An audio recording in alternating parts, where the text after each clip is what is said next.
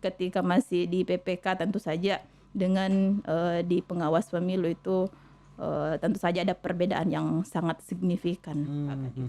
Semua stakeholder termasuk juga masyarakat pemilih Betul. itu sama-sama bertanggung jawab untuk mensukseskan pesta demokrasi ke depan. Bahkan di non tahapan ini Mulai dari awal tahapan itu masyarakat harus sadar, oh sekarang tahapan sudah masuk.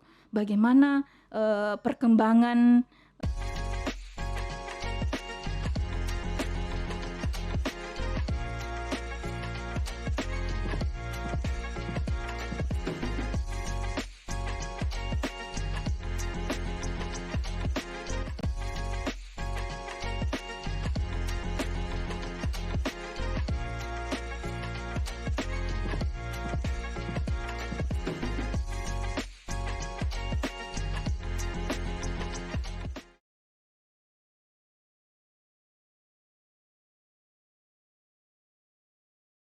halo teman pemilih, terima kasih telah meluangkan waktu untuk menyaksikan YouTube KPU Kota Parepare. Hari ini kita dalam program podcast KPU, podcast obrolan demokrasi KPU Kota Parepare, dan hadir pada hari ini seorang Kartini muda, yaitu Ibu Dr. Susilawati Muharram MPDI. Halo Ibu Susi. Ya, halo Pak. Terima kasih telah meluangkan waktu pada Pod KPU. Iya. Tentunya dengan hadirnya Bu Susi ini kami sangat mengapresiasi di tengah efisiensi anggaran ya, secara sukarela hadir di podcast untuk sama-sama berkolaborasi memberikan pendidikan kepada pemilih terkait dengan pemilu dan demokrasi.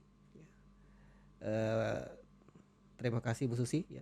Sekali lagi baik, Bu Susi kan ini membidangi divisi yang kita sering dengar yaitu HP2H ya. Ya betul, HP2H atau HPPH. HPPH ya, sama. yang mungkin lebih banyak dikenal penyebutannya seperti itu. Iya, betul. Mungkin bisa dijelaskan Bu Susi divisi apa itu dan bagaimana tupoksinya?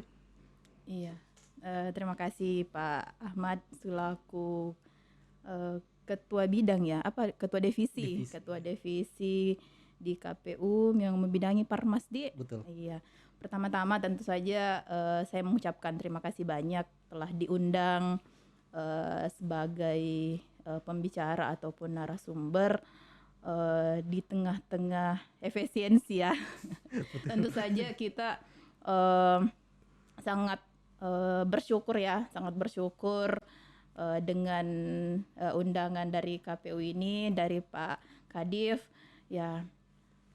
HPPH ya, saya membidangi divisi hukum, pencegahan, Parmas dan Humas. Jadi HPPH itu akronim dari hukum, pencegahan, Parmas dan Humas yang membidangi. Kalau dilihat kita urut itu ada 3 bagian.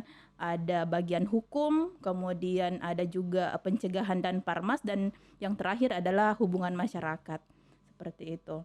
Jadi kalau berbicara tentang divisi hukum atau bagian hukum dalam divisi kami itu mungkin sama ya dengan divisi hukum yang ada di KPU, di mana tugasnya itu adalah salah satunya menganalisis produk hukum, mendokumentasikan, kemudian merawat dokumen-dokumen hukum itu. Kemudian tentu saja kita ingin menyebarluaskan, mensosialisasikan produk-produk hukum yang ada di Bawaslu. Kemudian yang kedua, pencegahan Parmas. Nah, ini bagian yang selalu aktif, yang tidak pernah putus tugas-tugas pencegahan itu. Jadi bisa dikatakan bahwa pencegahan itu adalah perwajahan dari Bawaslu. Bagaimana kita Bawaslu ini dikenal penanganan pelanggaran, penindakan, tapi yang paling utama itu bagaimana Bawaslu bisa meminimalisir ya atau bahkan meniadakan, tidak ada lagi pelanggaran-pelanggaran dengan gencarnya kita melakukan pencegahan. Tentu saja itu yang kita harapkan. Dan salah satu dari bagian pencegahan, tugas pencegahan kita adalah partisipasi masyarakat. Kita mengajak masyarakat menjadi pengawas partisipatif. Nah, inilah yang terus-menerus kita gencarkan sekarang terkait dengan pengawasan partisipatif. Yang ketiga itu adalah hubungan masyarakat. Tentu saja kalau berbicara humas, Pak Kadif tidak asing lagi ya terkait dengan kehumasan. Si Ceski. Iya, betul. Jadi humas itu salah satu tugasnya adalah manajemen krisis. Ketika ada persoalan-persoalan, bagaimana kita memanage krisis yang ada di instansi kita. Bagaimana mempublikasikan, kemudian menginformasikan, bagaimana menyusun informasi, pemberitaan, baik itu di medianya kami maupun di media eksternal, bagaimana melakukan kerjasama dengan media-media yang ada khususnya di Kota Parepare ini. Mungkin seperti itu kalau gambaran umum dari divisi HPPH atau HP2H gitu Pak Kadif. Iya, luar biasa sekali kerja-kerja dari divisi yang Ibu Ampu. Tentu yang Ibu jelaskan ini sangat kompleks ya. Dan kira-kira bagaimana perasaannya setelah pertama kali mengalami menjalankan divisi yang Ibu Ampu pada saat baru-baru masuk ke Bawaslu? Gimana ya menjelaskannya? Saya kan ini Pak Kadif dan mungkin juga sahabat-sahabat pemilih di Kota Parepare tahu bahwa saya adalah PAW ya, PAW penggantian terwaktu, di mana pada saat seleksi itu, pengumuman di bulan Agustus 2023 itu ternyata saya belum rezekinya. Tapi ya Tuhan itu luar biasa ya. Yang namanya rezeki itu tidak akan tertukar, tidak akan kemana sepanjang kita selalu berdoa. Dan ada proses pergantian di Bawaslu Kota Parepare. Ya, kita menjalani seleksi lagi. Jadi saya itu ikut kembali wawancara untuk PAW dan dinyatakan lulus itu di bulan Desember 2023 gitu. Jadi cukup panjang jedanya. Dan di saat itu memang saya di penyelenggara pemilu Pak Kadif, sama-sama dengan sahabat-sahabat di KPU, di PPK ya. Berarti sudah menjalankan proses penyelenggaraan pemilu pada saat itu ya? Betul, saya di PPK Kecamatan Bacukiki. Kemudian ada PAW dan alhamdulillah rezeki di situ. Dan ketika bergabung di Bawaslu, ya tentu saja bersyukur dan sekaligus mengembang amanah yang lebih besar tentunya ya, pengawas pemilu. Kita selain menjadi bagian ya representasi perempuan, betul. Di mana itu dalam peraturannya memperhatikan 30% keterwakilan perempuan, itu mewakili perempuan di pengawas pemilu khususnya di Parepare itu ada tanggung jawab bagaimana perempuan membuktikan dirinya bahwa memang kita itu sanggup dan mampu untuk melakukan tugas pengawasan. Jadi inilah yang bersyukur sekaligus ada tantangan, dan saya harus membuktikan bahwa perempuan itu mampu melakukan tugas pengawasan. Tentu saja saya harus melakukannya dengan penuh profesional dan juga menjaga integritas sebagai penyelenggara pemilu, khususnya sebagai pengawas pemilu itu. Dan ketika pleno itu ternyata saya diamanahkan untuk mengampu divisi HPPH.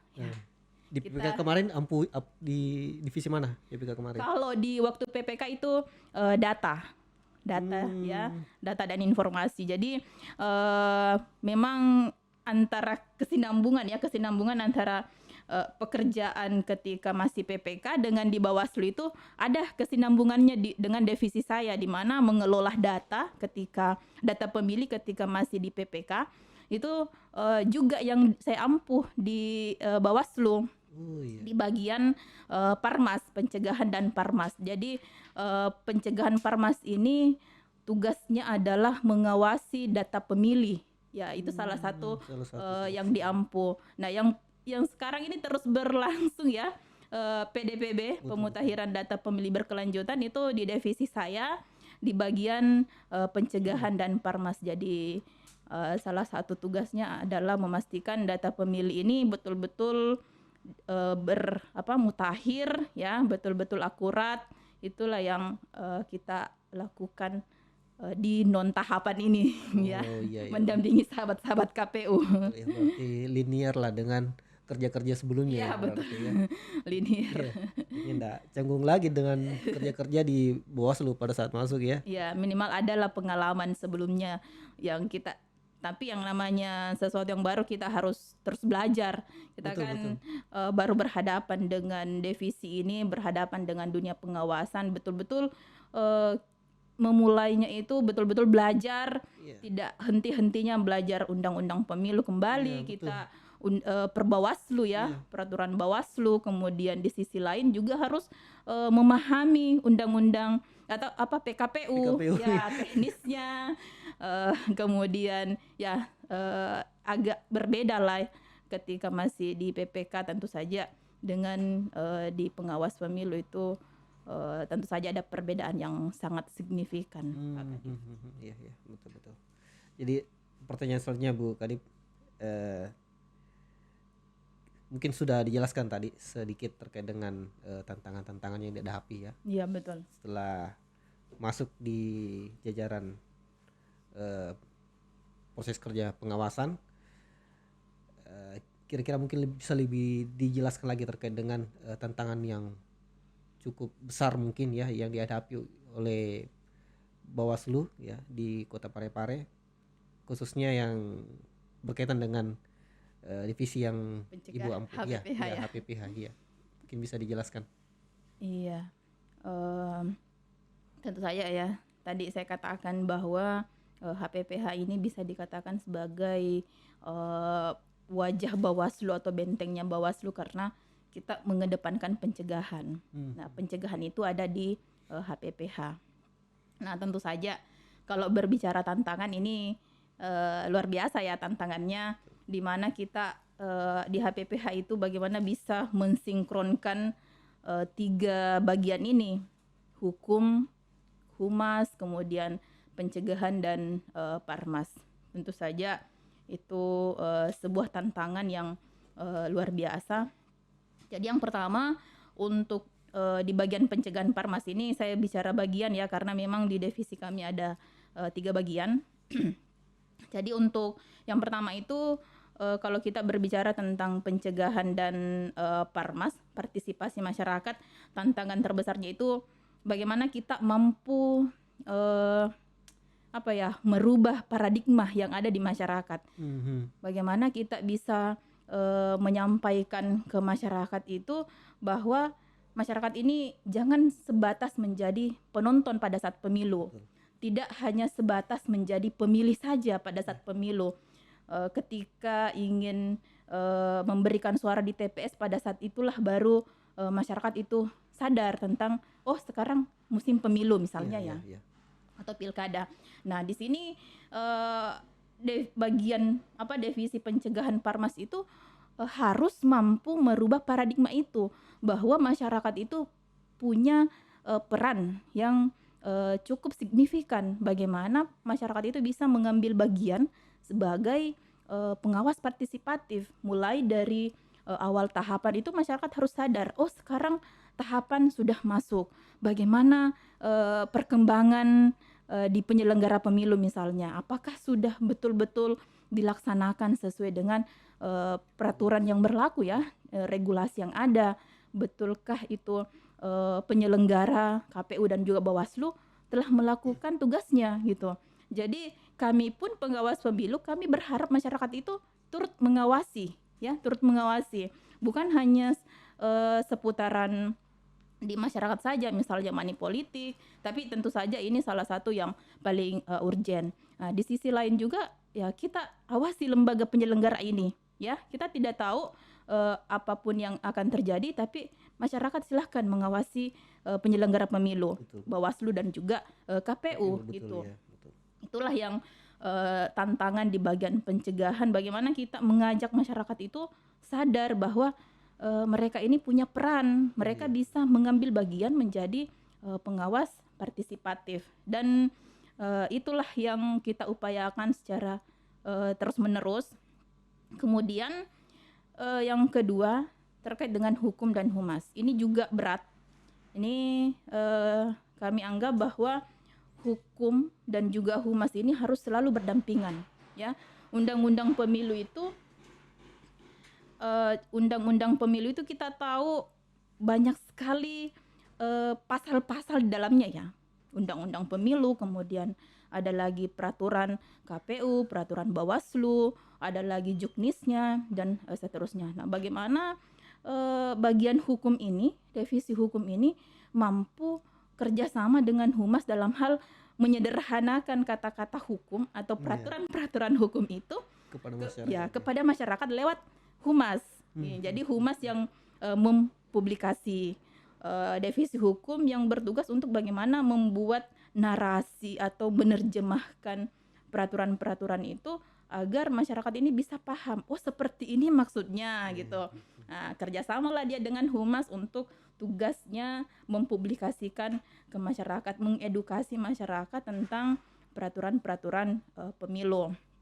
Jadi tidak mesti bahwa kita adakan seminar atau workshop ataupun kegiatan-kegiatan yang ini, tapi kita manfaatkan media, ya kita manfaatkan media sosial. Jadi mungkin sama-sama dengan KPU, Bawaslu juga punya sosial media khusus untuk JDIH, ya, khusus untuk JDIH. Jadi semua produk hukum bagaimana disederhanakan, masukkan ke situ. Nah, di sisi lain humas juga di media sosial yang humas Bawaslu Parepare. Jadi sahabat-sahabat kalau ingin mempelajari atau mengetahui tentang peraturan-peraturan tentang pemilu, ya bisalah dikunjungi sosial media penyelenggara, baik itu Bawaslu maupun juga KPU gitu.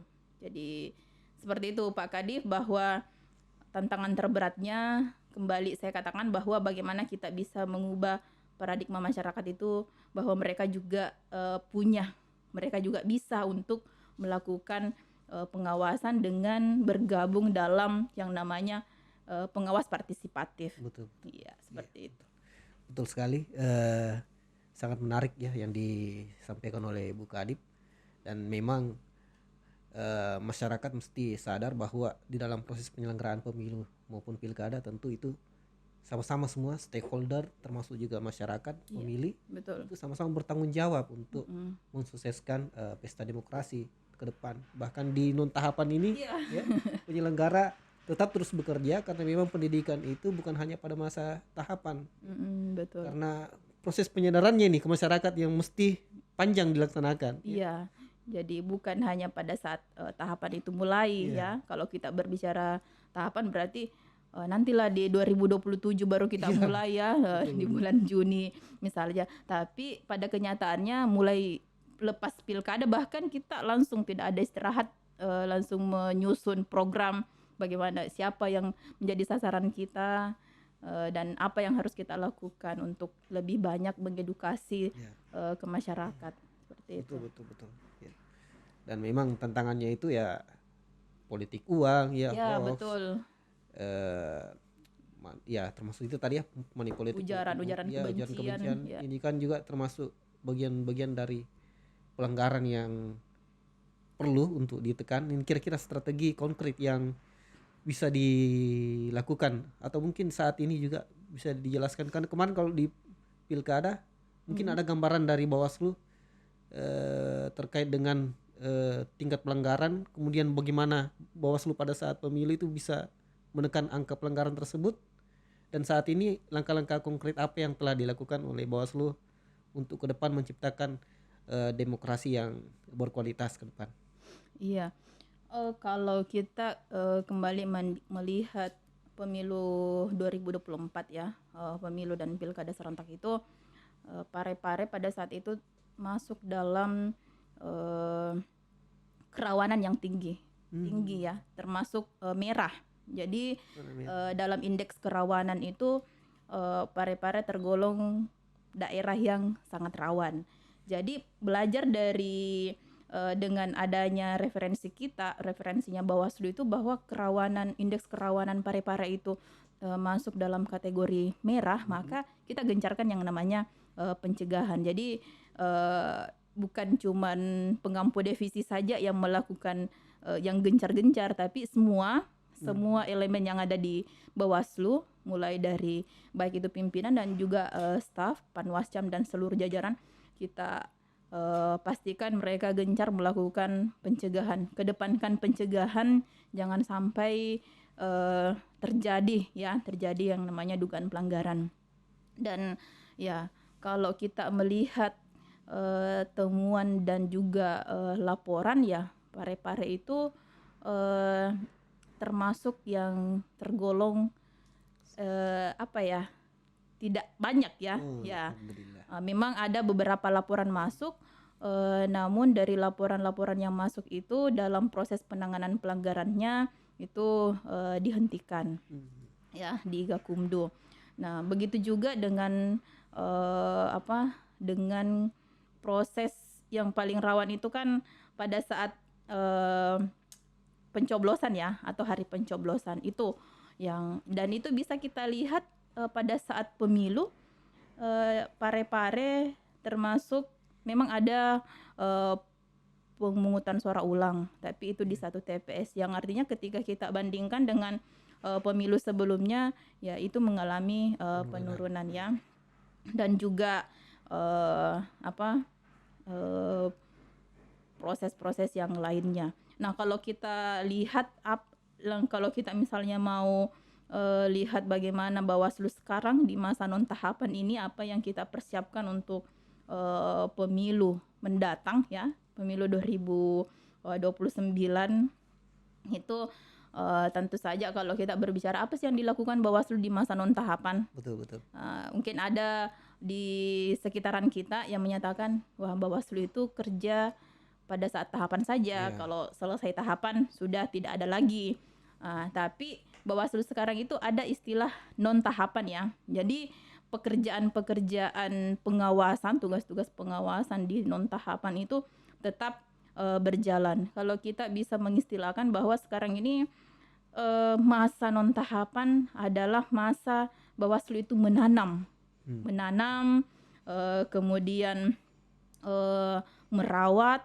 Nah, kita harap pada saat masuk pemilu atau masuk tahapan nanti masyarakat itu kita sudah bisa memetik dari buah apa yang telah kita tanam, yaitu masyarakat sudah bisa memahami, masyarakat sudah paham, oh ini pelanggaran, ini yang tidak boleh kita lakukan.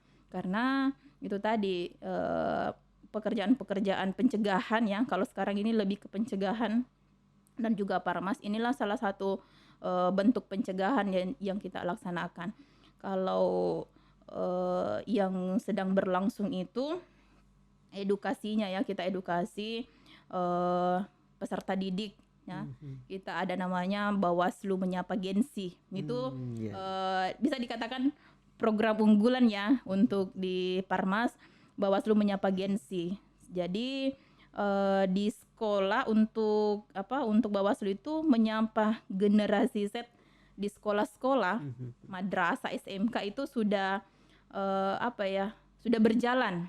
Dan termasuk bulan ini pun juga kita merencanakan untuk, mungkin kalau sekolah kita jeda dulu karena masa transisi ya, mereka ujian, libur dan seterusnya. Kemudian juga perguruan tinggi itu kita juga maksimalkan edukasi pendidikan demokrasi di pemilih pemula gitu. Kemudian masyarakat juga termasuk Yang kemarin ini baru-baru program nasional itu P2P, Pendidikan Pengawas Partisipatif, itu adalah program Bawaslu RI yang dilaksanakan secara serentak. Ini masih berlangsung untuk beberapa kabupaten kota yang lain. Parepare sudah kemarin 2 Juni. Sasarannya siapa itu? Sasarannya seluruh elemen masyarakat. Oh, Jadi begitu ya. setiap kabupaten kota itu punya kota 40. Kita harus merekrut 40 peserta dari berbagai kalangan. Jadi yang kemarin ini untuk Parepare kita ada dari pelajar SMA, ada SMA, ada kemudian ada dari mahasiswa, ada juga ibu-ibu rumah tangga. Berbagai segmen Iya, berarti ya. betul. Ada ibu-ibu rumah tangga, ada yang dosen, kemudian ada juga disabilitas, tentu saja kita mengajak itu. Jadi tidak hanya berfokus pada pemilih pemula, tapi semua elemen kita ajak. Ayo kita gabung, belajar sama-sama bagaimana sih tugas pengawasan itu. Ya, tentunya mereka nanti akan bertugas ya, mungkin bisa sebagai agen Ya, pencegahan ya. ya betul. Agen menolak politik uang itu paling kita harapkan bagaimana kader-kader P2P ini bisa menjadi bisa menjadi penyambung lidahnya Bawaslu, menyampaikan ke masyarakat untuk tolak politik uang itu yang paling urgent. Jadi mereka itu kita gabungkan dalam satu komunitas digital, ada ya namanya Lentera. Jadi kita berharap Lentera Bawaslu Parepare, kita berharap mereka nanti betul-betul menjadi penerang ya, penerang terkait dengan pendidikan demokrasi di Kota Parepare. Ya, jadi ini kader-kader P2P, insyaallah. Luar biasa. Program yang ya bisa dibilang betul-betul akan membangunlah proses pelaksanaan demokrasi kita ke depan. Ya, terkhusus mungkin nanti yang paling dekat di tahun 2029 itu ya pemilu ya. Iya, betul. Ya samalah dengan KPU, tentu juga berbagai segmen yang ada itu kita sasar ya, baik itu Gen Z ya, pemilih pemula, pemilih muda, perempuan ya, segmen rentan dan marginal. Ya itu akan menjadi sasaran dari ya semua penyelenggara Bawaslu ya, KPU ya, tentunya demi untuk mempersiapkanlah pemilih ke depan agar lebih cerdas dan mampu memahami bagaimana proses-proses penyelenggaraan kita ke depan ya, yaitu pemilu maupun pilkada. Pertanyaan berikutnya ini sebagai perempuan, Bu Kadip. Ya, kira-kira nilai atau pendekatan apa yang Ibu bawa di dalam proses menyelesaikan sengketa? Iya, kalau dalam proses penyelesaian sengketa ini, kalau kita berbicara sengketa, baik itu sengketa antar peserta maupun antar peserta dengan penyelenggara ya. Tentu saja itu yang masuk dalam kategori sengketa di Bawaslu. Nah, sebagai perempuan itu identik dengan perasaan ya. Terkadang kita langsung perempuan itu lemah hatinya misalnya, gampang ini tersentuh. Maka itu saya anggap sebagai bukan kelemahan, justru itu adalah kekuatan perempuan, terutama dalam hal penyelesaian sengketa. Jadi kita mengedepankan yang namanya humanis gitu. Jadi bagaimana kita mampu membangun komunikasi kepada semua pihak ya, tidak hanya satu pihak tapi semua pihak yang sedang berperkara. Kita bagaimana membangun komunikasi lebih dekat dengan mereka, sebenarnya apa sih yang menjadi pokok permasalahan, mengkomunikasikan dengan semua pihak. Kemudian perempuan itu juga dianggap sebagai manusia yang teliti teliti. Jadi detail-detail kecil itu ya kita perhatikan, kita kuliti pasal per pasal, ayat per ayat, apa sih sebenarnya yang menjadi pokok permasalahan. Jadi itu yang saya rasa yang selama ini saya gunakan sebagai perempuan itu, yang nilai utama yang kita bawa pada saat penyelesaian sengketa itu adalah pendekatan humanis dan juga ketelitian. Karena hukum pemilu itu memang bisa kita katakan sebagai hukum yang kaku namun tegas. Nah, tapi walaupun dia kaku dan tegas, kita bisa masih ada ruang-ruang ruang-ruang komunikasi yang disediakan gitu dalam hal penyelesaian sengketa antara peserta maupun juga antar peserta dengan penyelenggara. Itu ada ruang mediasi, ya, ada ruang mediasi. Ya, saya pikir ini yang harus kita terapkan dalam hal penyelesaian sengketa, bahwa jangan hanya mendengarkan satu pihak, jangan memberikan ruang hanya satu pihak, tapi kita dengarkan kedua-duanya. Ya, lebih mengedepankan keadilan juga, dan harus teliti gitu. Harus perempuan itu harus teliti dalam hal bekerja. Ya, kebetulan ini Pak Kadif di divisi saya itu dari berapa staf ya? Untuk staf hukum itu ada 2 orang laki-laki semua. Untuk di pencegahan Parmas itu ada 3, semuanya perempuan. Ya, humas juga 2 orang perempuan semua. Jadi di divisi saya itu kebanyakan perempuan. Seperti itu. Ya, kemudian tentu saja bagaimana kita menerapkan yang namanya keterbukaan, ya. Terbuka, Bawaslu itu harus terbuka dalam hal penyelesaian permasalahan, penyelesaian sengketa, bisa mendengarkan semua pihak itu.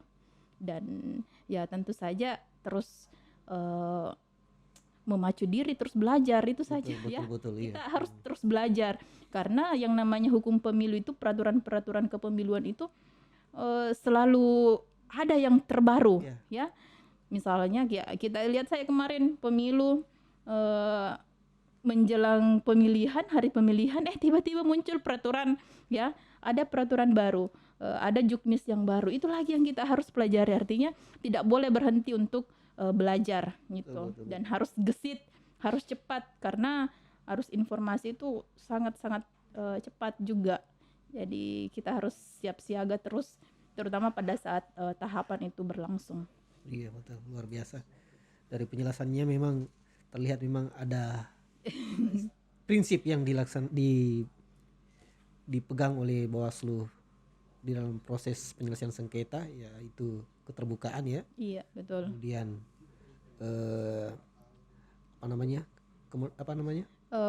humanis, ya. Humanis. Ya, tentu ini menjadi langkah-langkah strategis di dalam penyelesaian sengketa. Oh ya, kan juga di dalam proses pendidikan pemilih yang menjadi sasaran adalah Gen-Z. Iya, betul. Ya, ini boleh diceritakan ini terkait dengan strategi Bawaslu Kota Parepare di dalam menarik minat generasi Gen-Z yang kita tahu bahwa mereka ini lebih dekat dengan teknologi dan gawai. Ya. Kira-kira bagaimana strategi yang dilakukan oleh Bawaslu untuk menyasar segmen ini? Iya. Kalau berbicara tentang teknisnya, ya, atau langkah-langkah yang dilakukan, ya, untuk Bawaslu sekarang tentu saja kita harus punya yang namanya dasar hukum dulu, ya.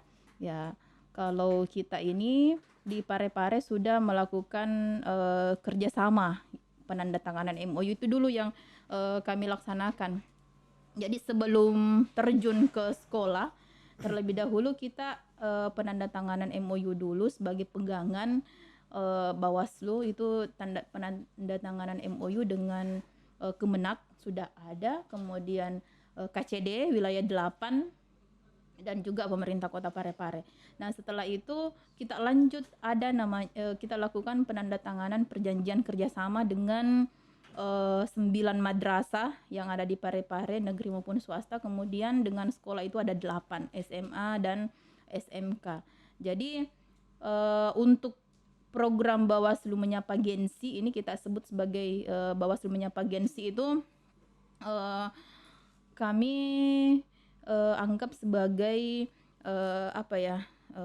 jadi Gen-Z ini bukan hanya sebagai tempat untuk meraup suara ataupun mengajak mereka untuk menyalurkan suaranya pada saat pemilu. Tapi tentu saja Bawaslu itu ingin bagaimana pelajar ini yang notabene adalah pemilih pemula nantinya, mereka paham bahwa menjadi pemilih itu tidak bukan hanya tugas pemilih saja, tapi ada hal yang lain, yaitu kita juga bisa ikut turut mengawasi jalannya proses pemilu. Nah, untuk tingkat SMA ataupun Bawaslu Menyapa Gensi ini kita aktifkan di setiap sekolah, ya. Kita setiap sekolah itu memang ada timnya khusus. Memang kita bagi tim 3 pimpinan, jadi pimpinan langsung ini yang menjadi narasumber, baik itu pembina upacara maupun mengedukasi. Nah, bagaimana kita membangun suasana kelas yang betul-betul aktif. Di samping itu juga mengajak mereka melalui edukasi digital, ya yang sederhana adalah di sosial media. Kita bagaimana menyampaikan bahwa mereka ini bisa mengakses wawasan tentang kepemiluan itu di sosial medianya Bawaslu. Jadi karena mereka ini mungkin sudah jarang main Instagram, ya, kebanyakan di TikTok. Jadi itu juga yang kita push di situ. Tim humas yang pegang akun TikTok itu harus lebih aktif menyampaikan edukasi. Nah, yang kedua yang kemarin ini adalah P2P. Saya kembali lagi menjelaskan tentang P2P yang merupakan program nasional. Jadi itu model pembelajarannya melalui LMS. Jadi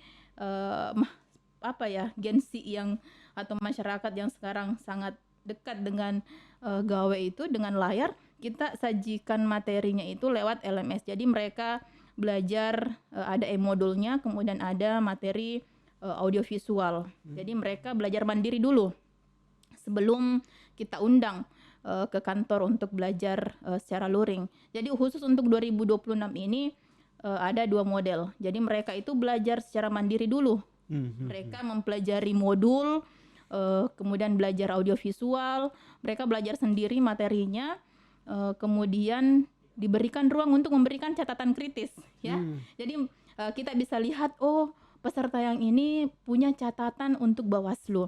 Mereka yang paham atau yang mereka paham dalam materi misalnya teknis penanganan pelanggaran dalam pemilu itu ini yang mereka paham. Jadi pada saat pelaksanaan luring di kantor itu selama 1 hari full, kita lakukan pendalaman lagi terkait dengan apa yang telah mereka dapatkan dan berdasarkan catatan kritisnya mereka. Mereka ini butuh penjelasan bagaimana teknik ketika menemukan dugaan pelanggaran misalnya.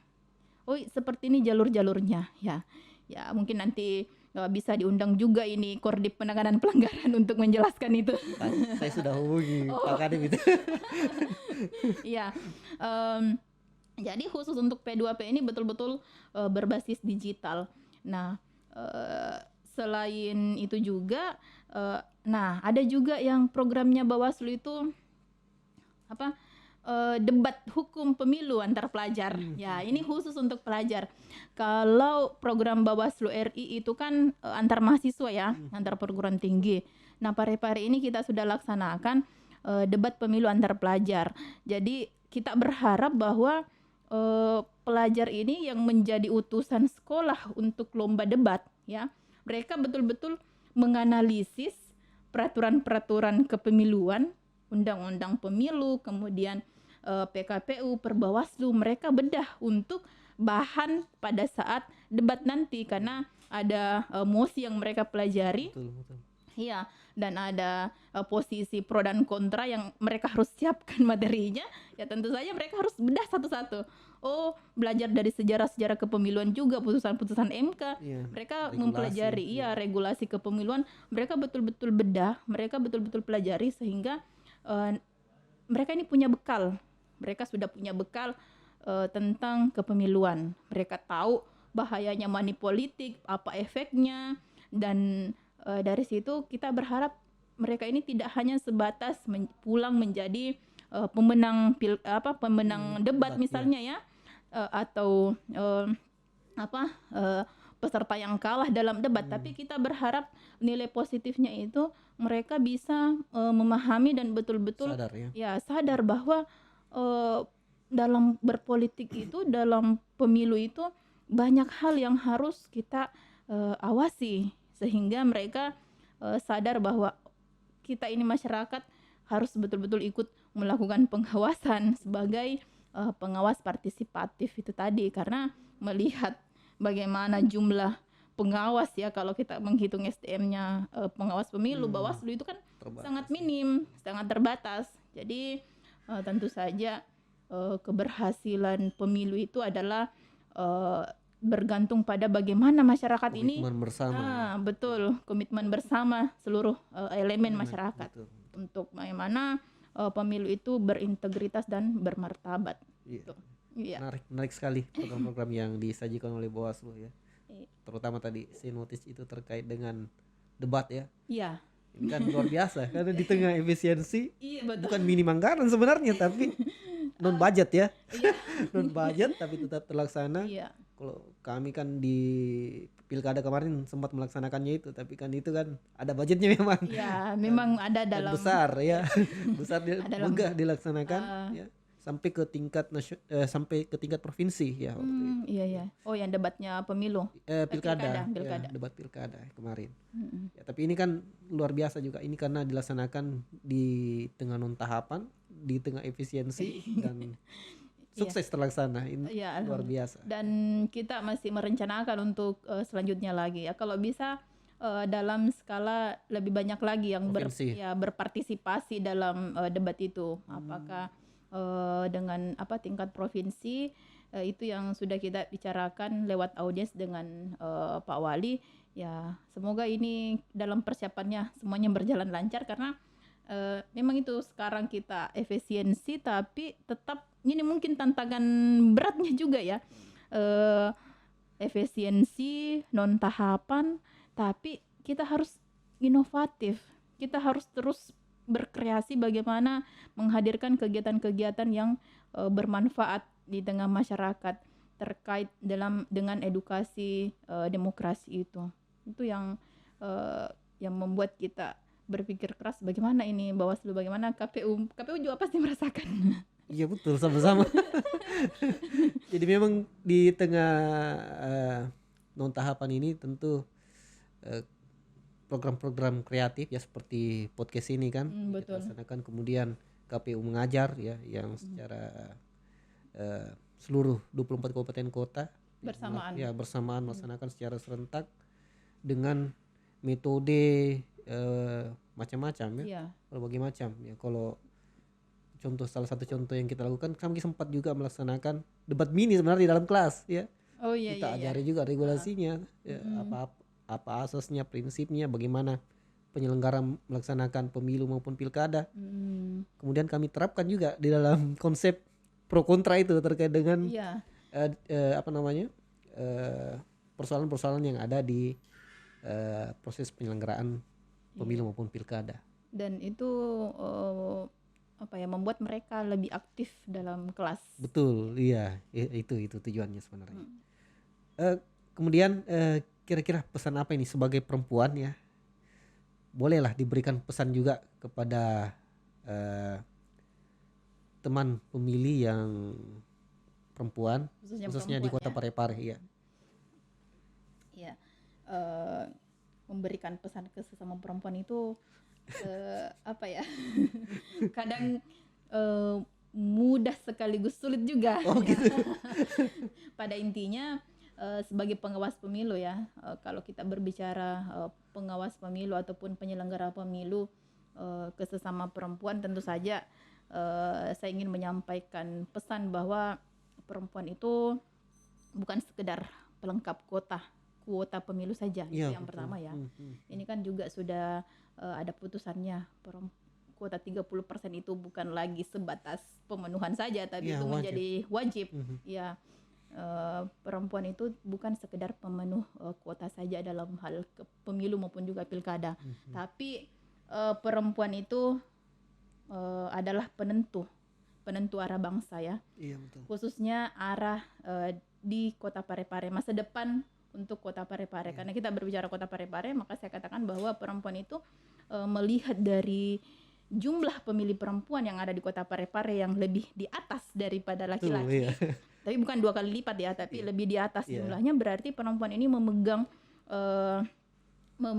kekuasaan dalam tanda kutip, bahwa kita bisa menentukan arah masa depan Parepare ketika seluruh perempuan ini berpartisipasi. Iya Gitu. betul. Apalagi kan kalau pendidikan di keluarga kan Ya, ibu-ibu lebih banyak di rumah dan mendidik anak-anaknya di rumah. anak-anaknya. Ya, Iya, tentu itu betul. perannya di situ Iya. juga.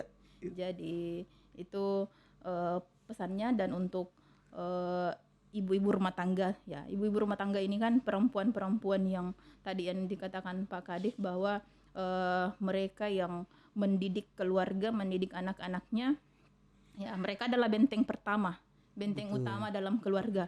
Jadi ketika ibu yang memberikan peran nasihat kepada keluarganya, bahwa mari kita menjadi orang yang pertama menolak yang namanya money politik, gitu.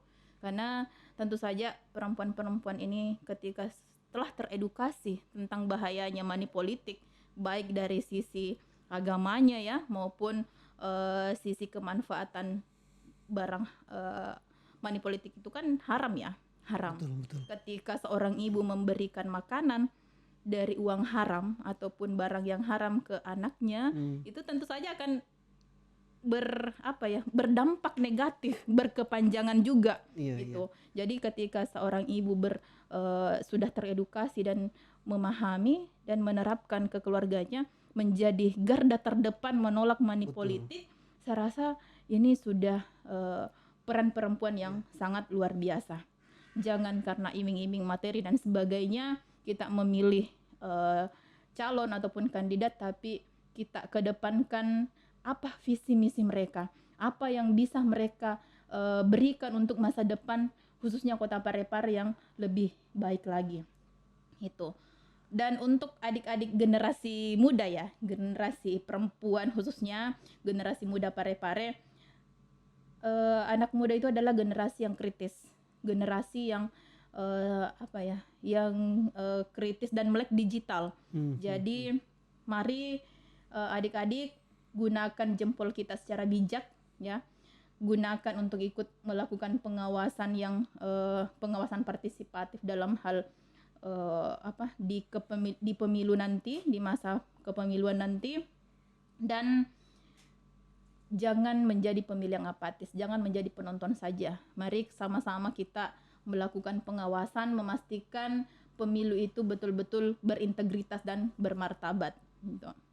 Dan tentu saja kita paham, kita tahu bahwa pemilih yang cerdas itu, jika pemilih cerdas memilih di pemilu, maka pemilu akan menjadi pesta yang betul-betul berintegritas dan berkualitas. Tentu saja itu yang kita harapkan pada pemilu mendatang.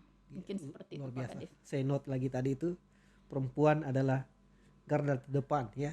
Kalau saya tambahkan perempuan adalah garda terdepan dan terkuat ya. Ras terkuat. Iya, ras terkuat di bumi. Iya. Jadi luar biasa sekali pesan-pesan yang disampaikan oleh Bu Kadif. Terakhir Bu Kadif ini. Iya. Ya. Harapannya untuk kualitas demokrasi kita di Kota Parepare khususnya. Iya, tentu saja kalau kita sudah banyak melakukan hal-hal yang melakukan edukasi, melakukan pendidikan-pendidikan demokrasi di tengah masyarakat, di sekolah-sekolah, di kampus dan sebagainya, tentu saja ada harapan yang kita inginkan ke depannya. Tentu saja harapan besar saya untuk Kota Parepare ingin melihat Parepare itu menjadi role model, menjadi role model dalam hal menolak politik uang. Saya berharap Parepare itu menjadi kiblatnya daerah yang ada di Sulsel, bahwa Parepare itu tinggi kesadarannya, tinggi integritasnya, dan juga sangat inklusif. Tentu saja itu yang menjadi harapan bagaimana Parepare ini menjadi kota role model yang ada di Amin. Sulawesi Selatan khususnya, menjadi barometer demokrasi yang sehat. Itu yang kami harapkan. Dan tentu saja sebagai pengawas pemilu berharap bahwa di Parepare ini betul-betul lahir masyarakat pengawas pemilu. Kita bukan sekadar pemilih, tapi mereka semua adalah masyarakat sekaligus menjadi masyarakat yang pengawas pemilu. Dan tentu saja banyak harapan-harapan lain ya yang kita harapkan, melihat bagaimana masa depan masyarakat di Kota Parepare itu memiliki kebanggaan bahwa pilihan karena saya berkontribusi dalam hal kepemiluan, maka lahirlah pemimpin yang bisa membawa Parepare ini lebih baik lagi. Yang betul-betul yang menjadi harapan kita bagaimana bisa merangkul seluruh elemen masyarakat seperti itu. Yang tidak ada lagi kecurangan-kecurangan dalam praktek kecurangan dalam pemilu maupun juga pilkada. Tentu saja itu yang kita harapkan. Bagaimana tidak adanya lagi pelanggaran-pelanggaran yang terjadi, karena kita telah melaksanakan yang namanya pencegahan jauh-jauh hari sebelumnya, mengedukasi. Tentu saja harapannya tidak ada lagi pelanggaran-pelanggaran yang terjadi di Kota Parepare. Kalaupun ada yang terjadi, kami berharap masyarakat itu sadar untuk melakukan pengawasan dan berani untuk melaporkan ke Bawaslu. Itu Iya, betul. terkait itu. Ya, terima kasih Bu Kadip, luar biasa pencerahannya hari ini buat teman-teman pemilih ya, buat netizen di rumah. Tentu ini akan menjadi pengalaman yang luar biasa jika teman-teman saksikan podcast KPU Kota Parepare ya. Terima kasih banyak atas kehadiran Bu Kadip. Demikian teman pemilih podcast kita hari ini. Semoga dapat menarik insight dari percakapan atau obrolan kami terkait dengan pemilu dan demokrasi. Wabillahi taufiq wal hidayah. Wassalamualaikum warahmatullahi wabarakatuh. Waalaikumsalam warahmatullahi wabarakatuh.